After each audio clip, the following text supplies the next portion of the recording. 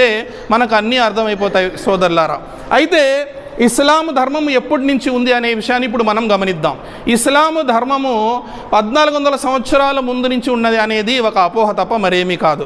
అయితే కొంతమంది ఏమంటారంటే కాదండి, ఇస్లాం అనేది ఇబ్రాహీం ప్రవక్త దగ్గర నుంచి ఉంది, ఆయన సంతానం నుండే ఈ 3 మతాలు కూడా వచ్చాయి అని కొంతమంది చెప్తారు.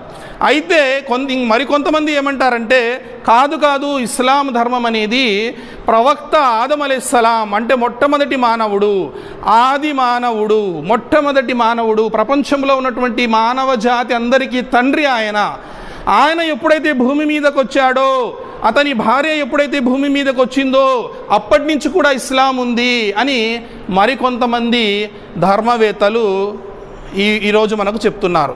కానీ నేనేం చెప్తానంటే ఈ 2 ప్రతిపాదనలు కూడా తప్పు. ఇస్లాం అనేది 1400 సంవత్సరాల ముందు నుంచి ఉంది అనడం కూడా తప్పే, ఇస్లాం ధర్మం అబ్రహం ప్రవక్త కాలం నుంచి ఉంది అని చెప్పడం కూడా తప్పే, ఇస్లాం ధర్మము ఆదం అలైహిస్సలాం కాలం నుండి ఉంది అని చెప్పడము తప్పే.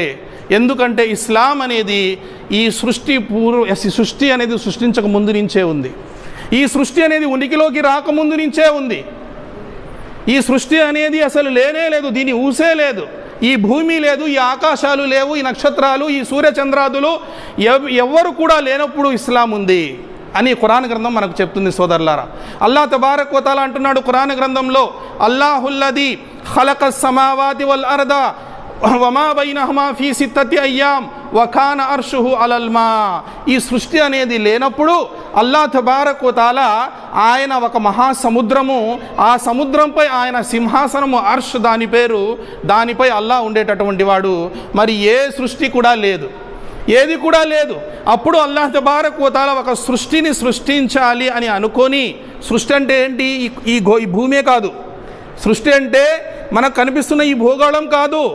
ఈ భూగోళం ఏమి, ఈ సృష్టి పూర్తి అల్లాహ్ యొక్క సృష్టిలో ఈ భూగోళం యొక్క సైజు చూసుకుంటే, పరిమాణం చూసుకుంటే మనము అది ఆవగించంత కూడా లేదు సోదరులారా. ఈ భూమి 1000 భూములు పట్టేంత పెద్ద పెద్ద గ్రహాలు కూడా ఉన్నాయి.